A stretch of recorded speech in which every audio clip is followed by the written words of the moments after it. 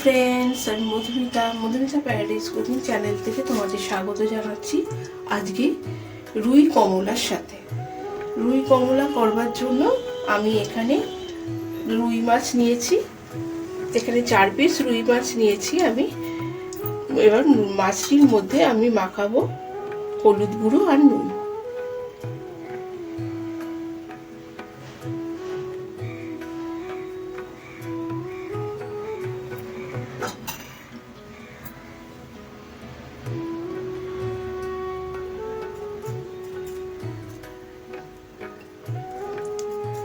মাছটি মাখিয়ে 10 মিনিট রেখে দেওয়ার কথা, কিন্তু আমার হাতে তো এখন অত সময় নেই। তোমরা কিন্তু করবে যখন মাছটি মাখিয়ে রেখে দেবে 10 মিনিট। এবার আমি এখানে ফ্রাইং প্যান বসিয়েছি। ফ্রাইং প্যানের মধ্যে আমি দেব পরিমাণ মতো সর্ষের তেল।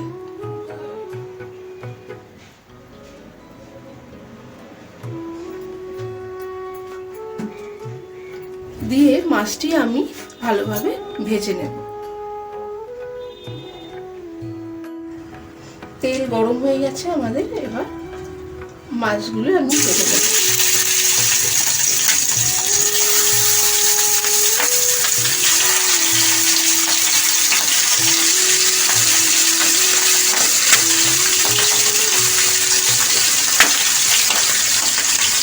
এখানে মাছগুলি ভাজতে দিয়ে আমি তোমাদের দেখাবো যে আমি কি কি মশলা এখানে অ্যাড করব। এখানে আমি একটি কমলা লেবু নিয়েছি, যেহেতু আমি 4 পিস মাছে রান্না করছি। এই কমলা লেবুটি এবার রস বের করে দেব।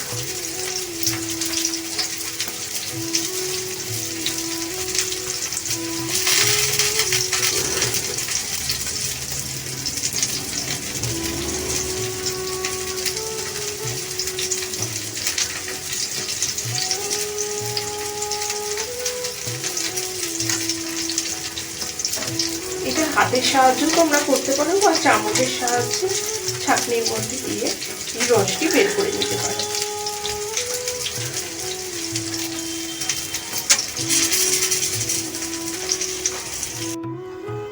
মাছ ভেজে আমি তুলে রেখে দিয়েছি।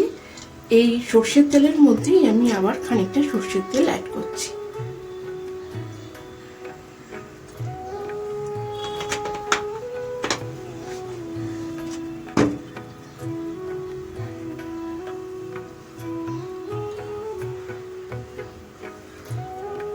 এবার আমি এর মধ্যেই দেব,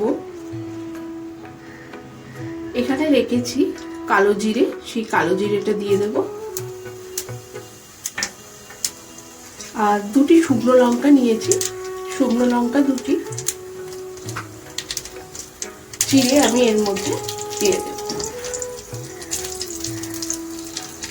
এবার এই মশলা থেকে সুন্দর গন্ধ যখন বেরোবে, তার মধ্যে আমি দেব পরিমাণ মতো আদা বাটা। এখানে আমি 1 ইঞ্চির একটু বেশি আদা নিয়ে পেস্ট করে রেখে দিয়েছি।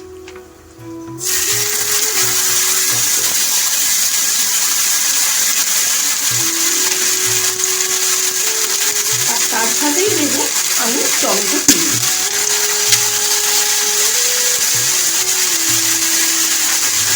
দিয়ে আমি এটি ভালোভাবে কষিয়ে নেব, এই আদার কাঁচা গন্ধ যাওয়া যায়। এখানে আমি একটি বাটি নিয়েছি, বাটির মধ্যে আমি দেব জিরের গুঁড়ো,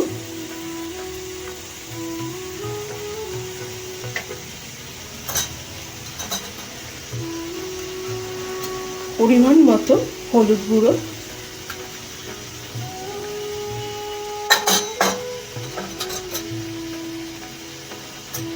লাল লঙ্কার গুঁড়ো,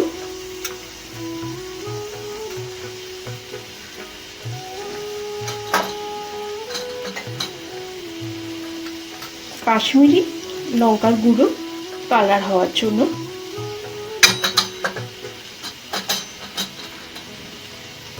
আর ধনের গুঁড়ো।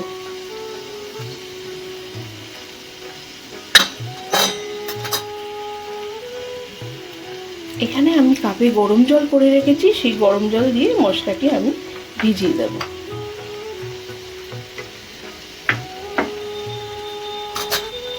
দিয়ে চামচের সাহায্যে আমি ভালোভাবে এটি গুলে নেব।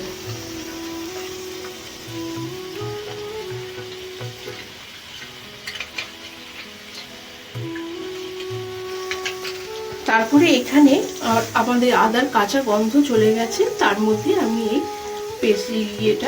পেস্টটা দিয়ে দেব।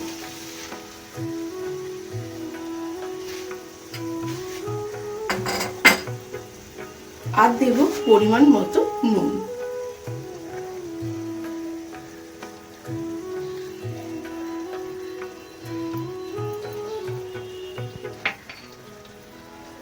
দিয়ে মশলাটি আবার খানিকক্ষণ আমি কষিয়ে নেব। মশলাটি আমার ভালোভাবে কষানো হয়ে গেছে। এরপরে এর মধ্যে আমি দেব কাঁচা পাকা লঙ্কা।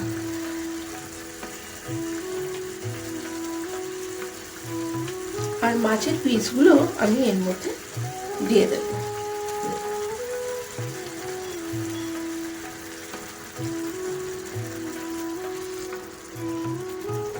দিয়ে এটি খানিকক্ষণ আমি চাপা দিয়ে দেব, দিয়ে মাছটি সেদ্ধ হতে দেব।